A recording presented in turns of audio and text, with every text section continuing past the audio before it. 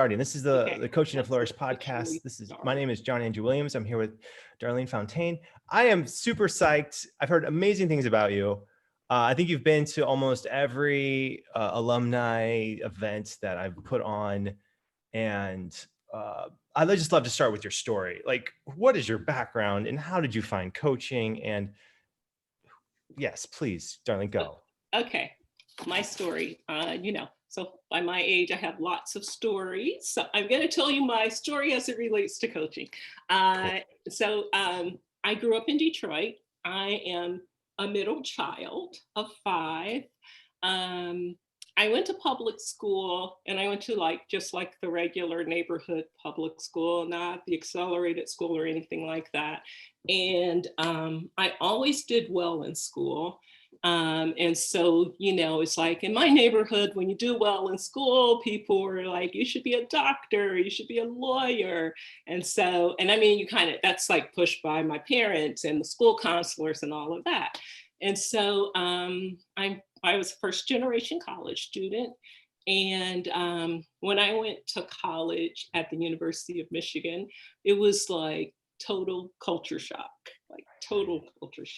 I went from my mostly Black city of Detroit up the road a bit to Ann Arbor, and it was it was mostly white. And so that was culture shock. And besides just kind of making adjustments for that, it was very challenging academically. And so I had to cope with no longer being at the top of my class. So I kind of had to figure that out. And then I had to learn the culture.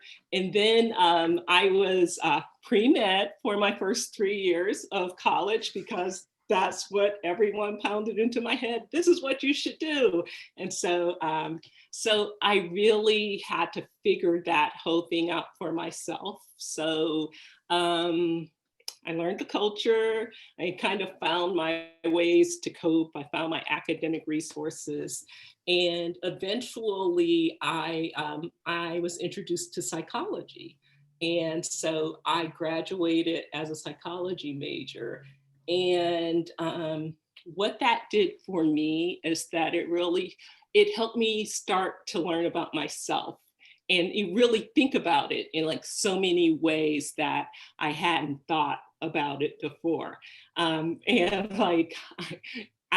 think I was used to people telling me what to do as opposed to thinking for myself.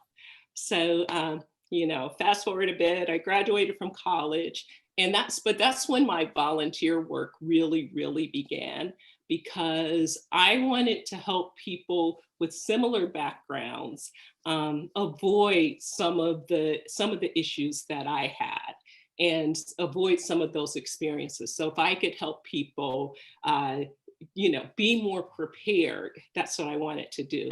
So since then, I've just volunteered all the time in all different ways. Some of the things I've done, I'm like all about social justice as well. So because really that's the root of all of those issues when you think about it. So some of the things that I've done as a volunteer, it's like I've been a mentor, I've been a tutor, I've been a big sister, I chaired a PTA, I chaired an admission director consortium. And I've done like all kinds of nonprofit things. So now my work is focused at the board of directors level. So I'm on the board of preschool through 8th grade independent school. I'm on the board of a independent high school. And then I'm on another board of kind of a social justice organization. So I volunteer a lot.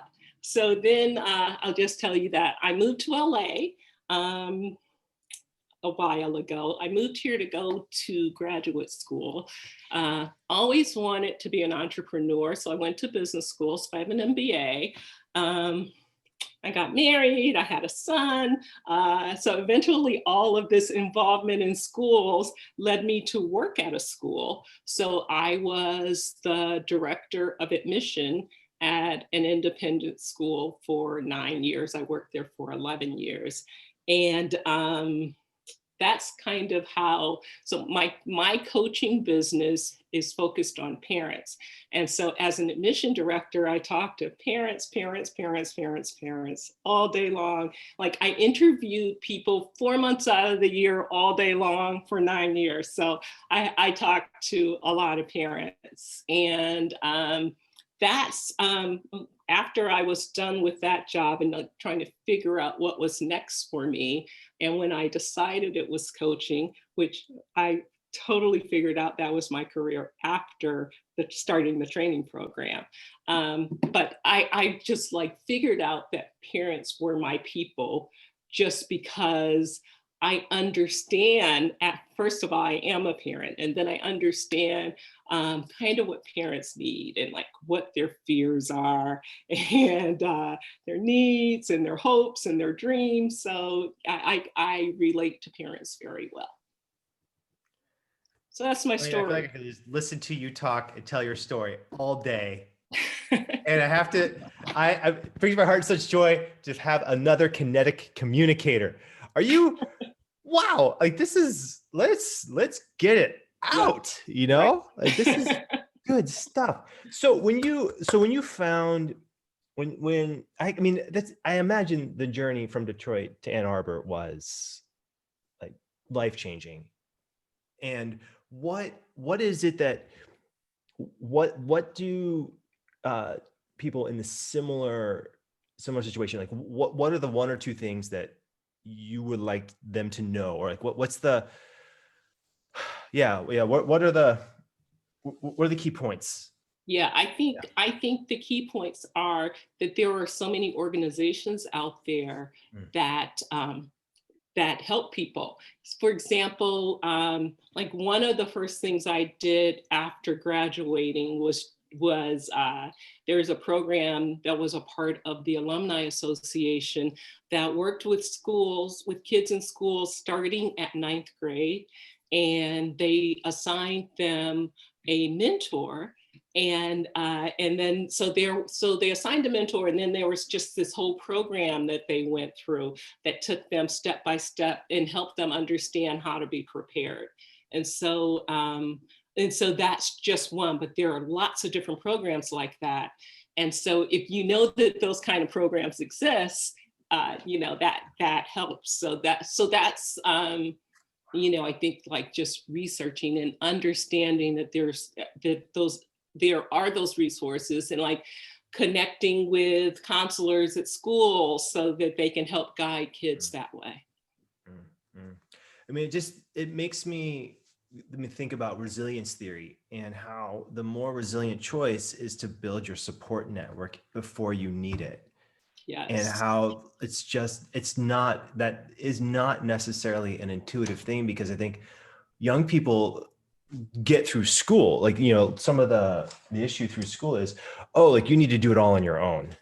Like, and if you don't do it on your own, somehow you're not you're not doing it right. If you're, you know, asking for help, like asking for help is a sign of weakness. It's like, no, asking for help is one of the biggest signs of strength, you know. Exactly. And getting people to understand that. I mean, even this idea of grit, I mean, it was problematic because it made it all personal. It made it all like, oh, do you have it or not have it? Like it's some personal thing where it's like, no, it's about the strength of your community. And that's the key here. What has this past, 6 months, with the Black Lives Matter movement, what has that meant for you and your work? It's meant I've been very busy. Right. Yes.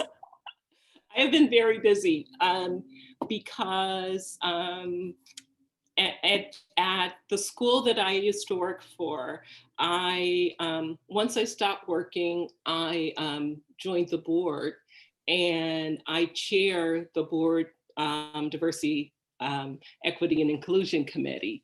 And so we had, and then I'm also on the board of another organization. And so it was necessary to just like have meetings and like open things up and let people come in and talk about whatever they're feeling. And so And so I've done that, through all of my different organizations. So I've been to lots of different meetings and I've had lots of conversations.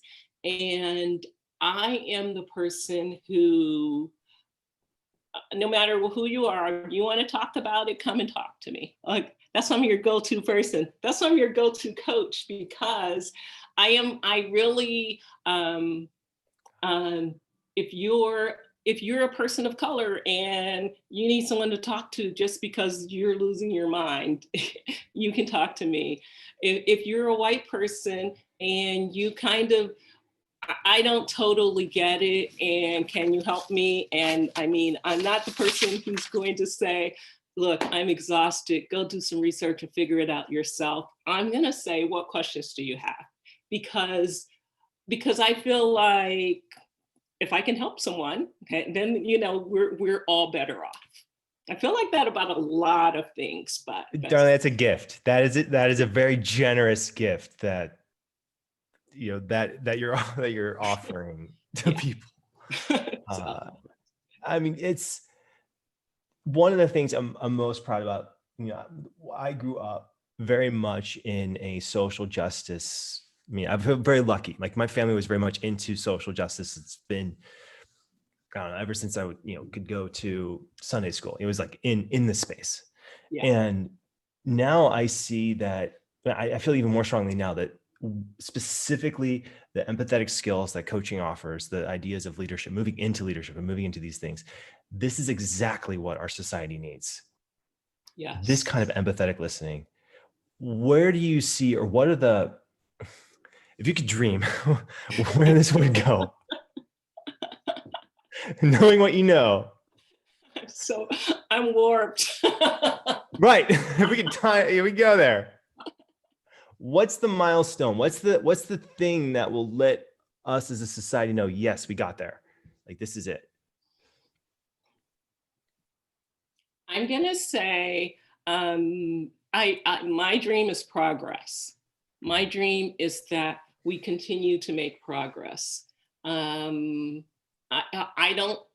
think we have a long time before we get there, but the more understanding people have, the more empathetic they are, the more, it's like if you can walk in someone else's shoes and you pay attention and you understand that someone else's situation is not your situation, and people aren't overreacting, and just if people could open their eyes and just see the other person's situation, that people would be so much better off. And so listening,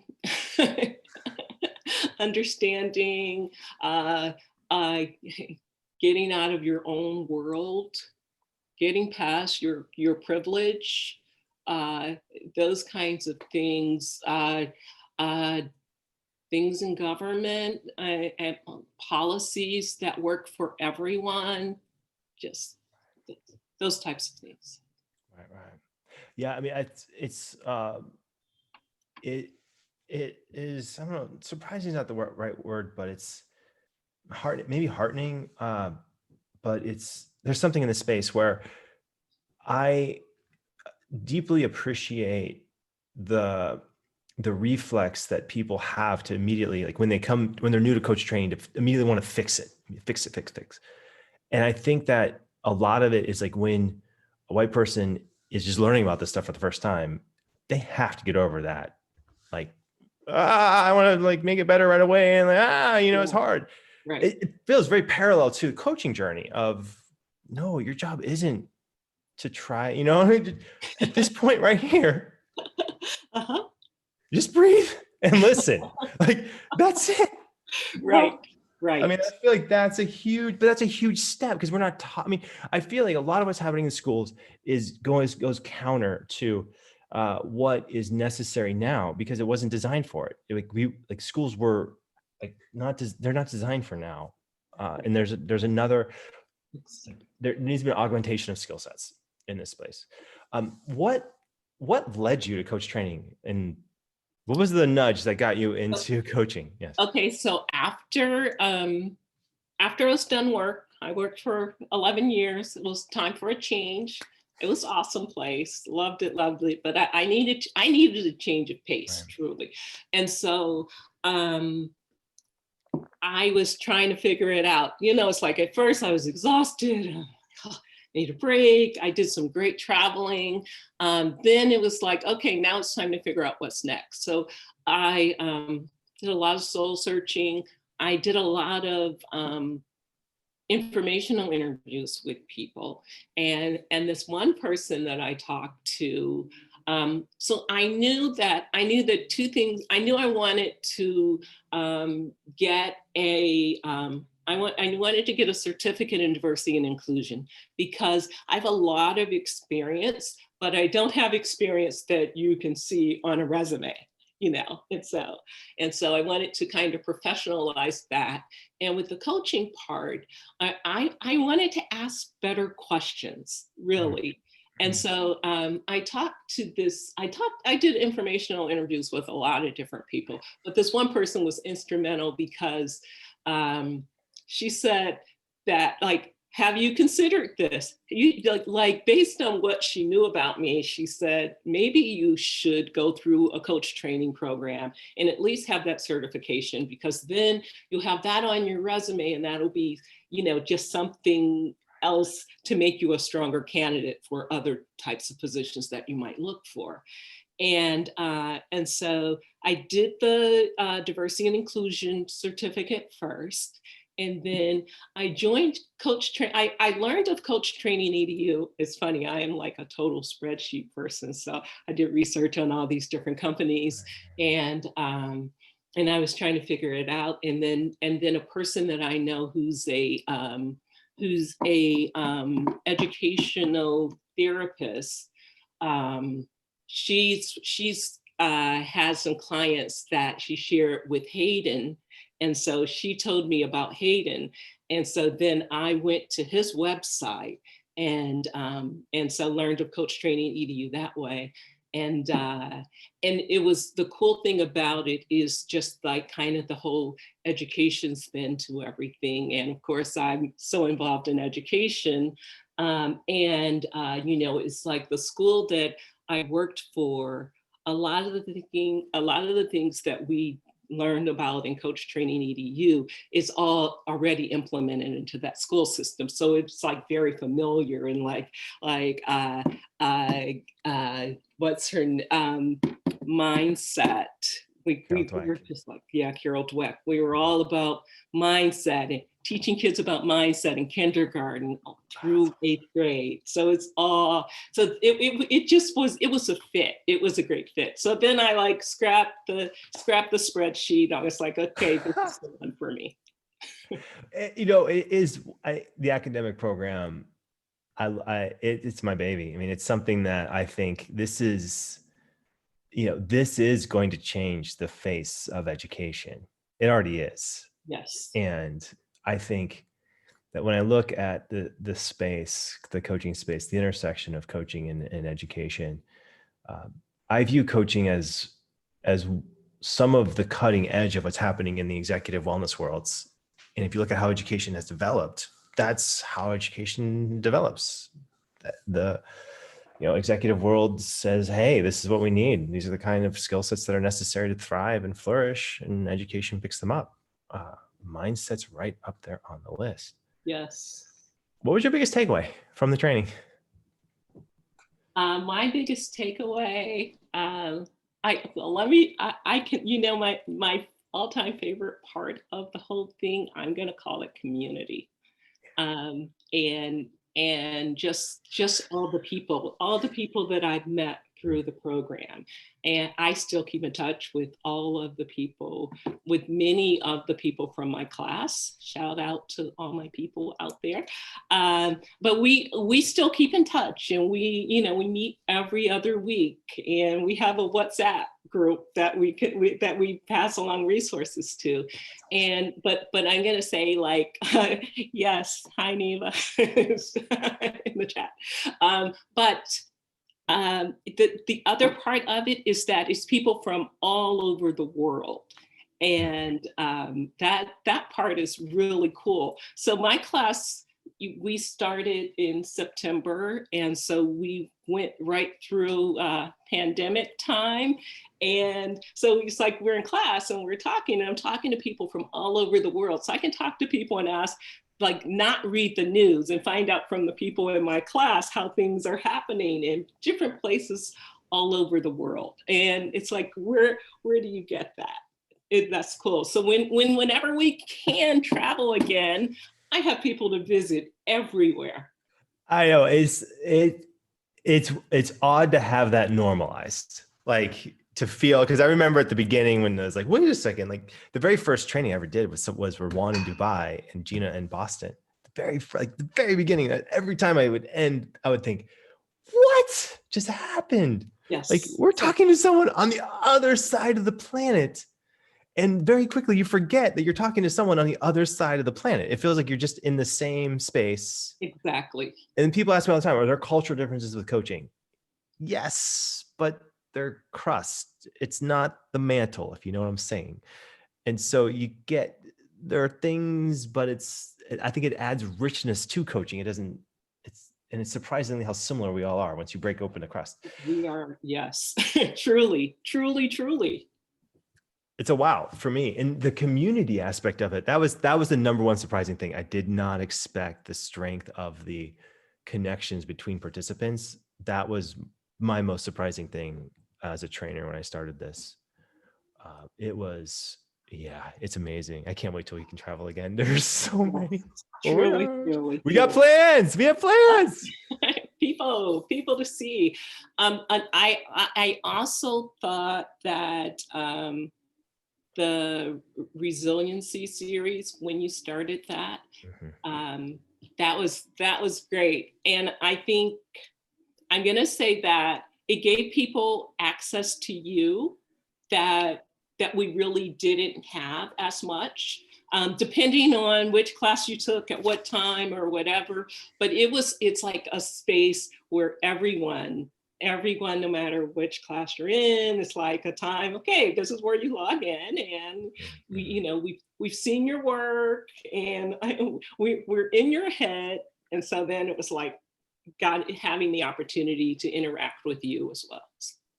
Oh, just wait. I got another one planned. I've been dusting off some oldies but goodies, looking at researching gratitude. And so that's been my latest thing the last couple of weeks. I've been able to dive into it. And we added another person to the team who's an expert in websites and technology, which is, thank you. I'm so fortunate because it gets me off of that. And I've been, having to run, do a lot of it. My work with independent contractors and stuff like that. But now we finally get someone who's just like, you know what? I'm not allowed to touch the website anymore. So, woohoo! Yes, woohoo! Cool. And so that's a big deal. And so it frees me up to do even more of it, which I'm excited. I'm just psyched about. And what I feel most thankful for in this community as well is that there's an element of coaching is just so exciting, and it helps us get to a point where we're really doing this work for social justice, for the benefit of others, for making the world a better place. That provides us a floor of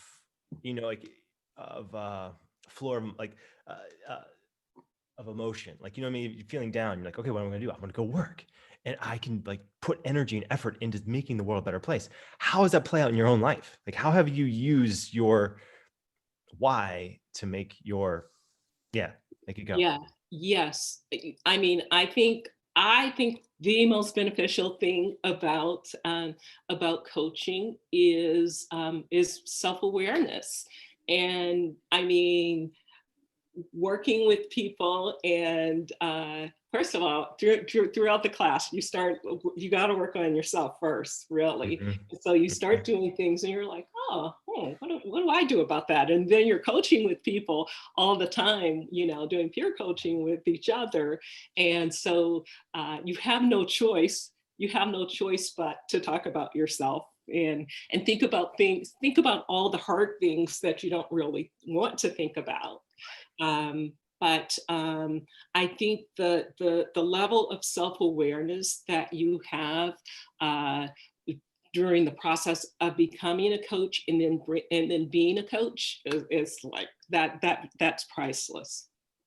It's a journey. And I feel like the way I look at it is it's a journey that's available to everyone, but everyone has to do their own work. It's a journey that only you can take. No one can do it for you. Right.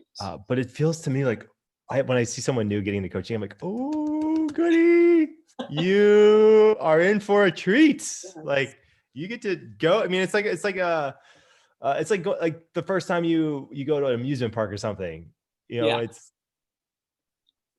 yeah. Oh.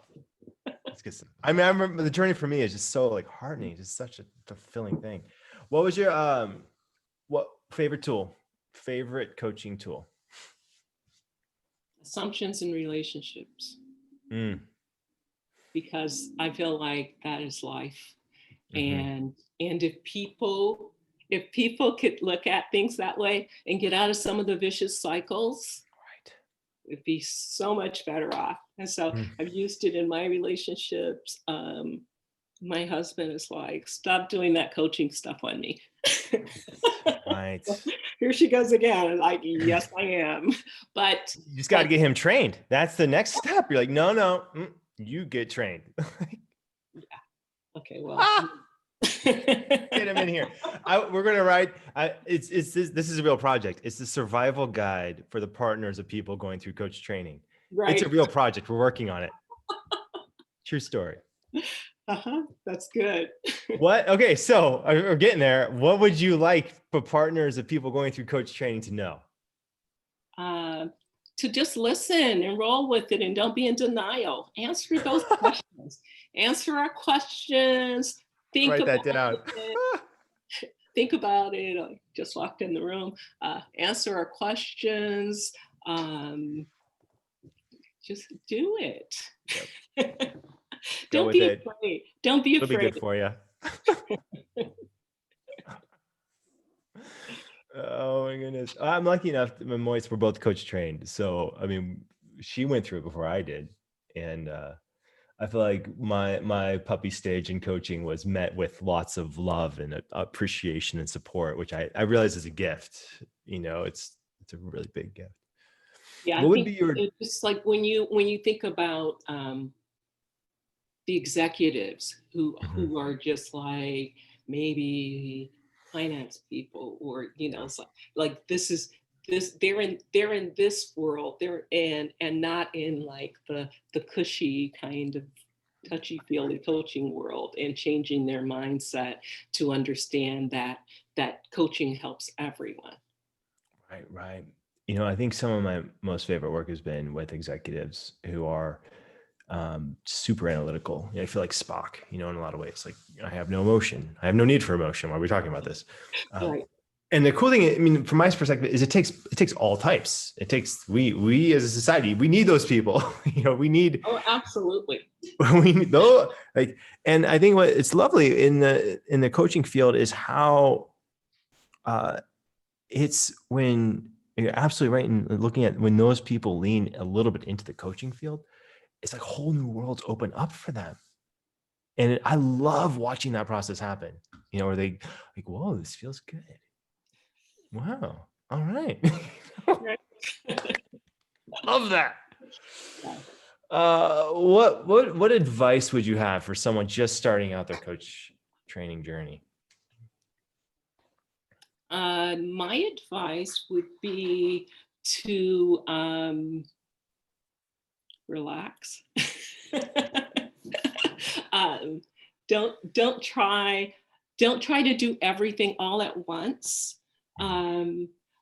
Everything that you do takes time. It takes time. It doesn't happen overnight. We want everything to happen. People in general, we want instant gratification. We want things to happen overnight. We want to be this great coach automatically, and start this business and that's just going to have clients after client after client after client. And it takes time. It's a process like anything else in life, and you have to work for it. You have, I mean, the one thing I did, so I was like, okay, this is my new thing, I'm ready to go. And so then it's like, I'm going to build a website, I'm going to do this, I'm going to do that. And I was like, so I started spending time doing those things. And then I changed my mind, because initially I wanted to work with students. Then I decided I wanted to work with parents. And then I was like spinning my wheels working on a website, and then changing. So then I decided, okay, let's just focus on coaching, focus on the program, and wait for those things, because there's time for that to happen. It's a little bit like trying to build an airplane and fly it at the same time. Yes. And that is really hard to do. It's possible, but it takes a lot of, I don't even know, just hustle, just, yeah, you just have to kind of do it. I think with this and so many other things, that the system works. Mm-hmm. And if you follow the system and have a little bit of patience, the system works. You can go outside the lines. You don't have to stay. You don't have to stay inside of the lines. But it does work. I mean, I think new coaches. I mean, thinking back to my own journey with it. I too started in a school, and was lucky enough to have, the head of a school be really supportive in this whole thing. I think a full 50% of the initial energy needs to be your own needs to be like looked at your own mental emotional space. Like, how can you nurture, your own inner world? How do you nurture your inner world? Or what are the things that you've done to support you in this journey? I think the number one thing I do, like for peace of mind, is there's this beautiful place called the Pacific Ocean. Yeah, what's up? So I walk at the beach. I walk at the beach. I go sometimes, and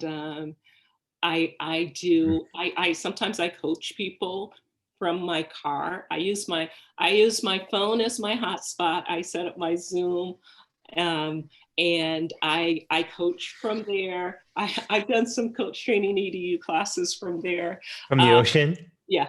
You have to mute the wave. You're like, mute, wave, unmute, go. But that's my peaceful place.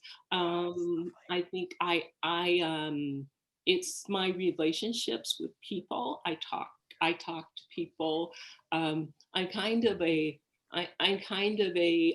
extroverted introvert, because I need my space, my quiet time to myself. I need that, but I also need people. So this whole pandemic thing is driving me absolutely crazy, because I want to get out there and interact with people, because that is like, I connect with people. That's what I do best. That's kind of who I am.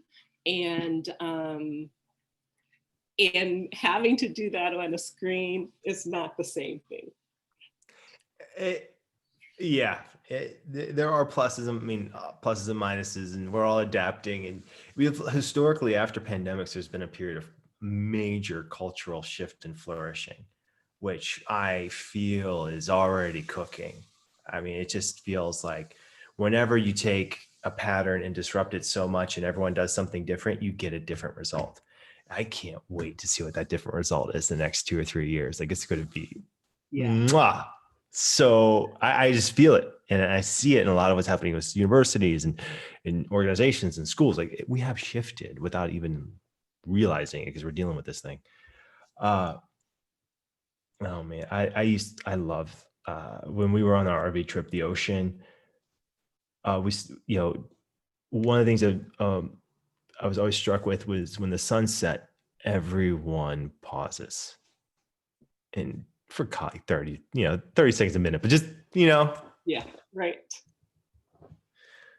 what happened? What feeling comes up when you pause right now in this space? From a bird's eye view, pause on your life. What happens? What comes up?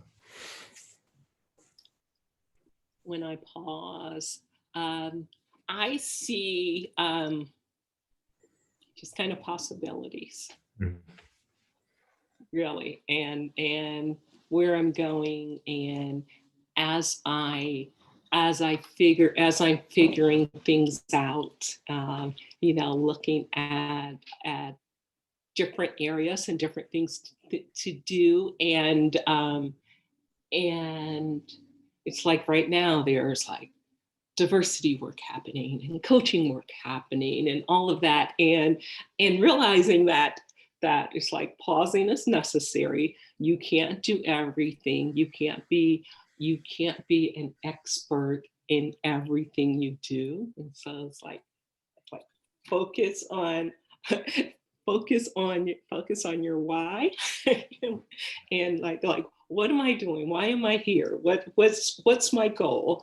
So that's kind of like when I look down at myself, because I have a lot of things going on right now, and so like kind of rein it in and figure out what my major focus is. It's a lovely problem to have, right? But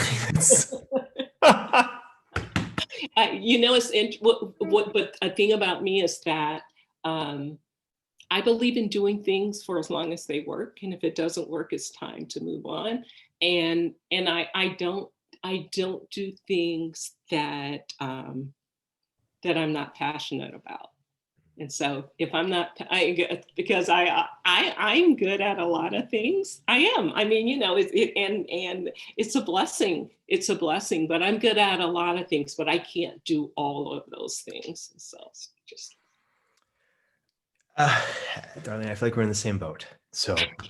Oh yes, you. 100% yes. Yeah. Yes. Yeah. Oh, it's time. I'm looking at the time. We have to wrap this thing. What? This feels like a good stopping point too. For me, it's such a pleasure. I mean, I feel like I've been looking forward to this one. I saw it on the calendar. I said, "Oh, Darlene, I've heard such amazing things about you from so many people." Just thank you. Thank you for being a part of this community and all of it. This work is I feel like this is the healing balm that the world needs. And it takes a team. Like it's bigger than any of us at this moment. But it requires as many people as possible to get on this. Any last thoughts or words to finish out this podcast here? Last thoughts.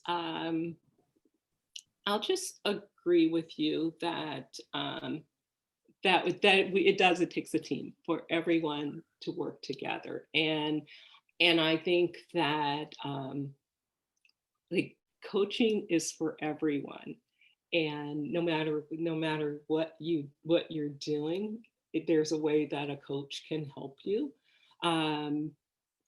And sometimes it's like when people are kind of resistant, like, why do I need a coach? I don't need a coach. And then you do some coaching with them. They're like, oh my God, like, where have you been all my life? Right. And they just figure out how they can be better at who they are and what they do, whatever it is. Reminds me of a song by Michael Franti, "Everyone Deserves Music," where I feel like everyone deserves to experience coaching. Like if everyone could experience coaching, like, like what would happen? Like what would really It's happen? done wonders for me personally. Right. Me too. I think about the journey that I was on. I mean, it wasn't a bad journey, but just the journey that I was on. And I thought, like, coaching, I feel like it was exactly the professional and personal development that I needed most. And I just feel so thankful for the profession, thankful for this field, thankful for the people who are in it too. I mean, some of my favorite people are in that Venn diagram of educators and coaches in that middle section there. Oh my goodness, these are my people. Thank you. Thank you for being here. Thank you, community. Thank you, participants, or people listening live, people in the larger community here listening to this podcast as it is shared, not so live. I have a feeling, Darlene, this is just the beginning of a journey together in this world. Thank you for this. And this has been a podcast for Coach and Flourish. Thank you, everyone.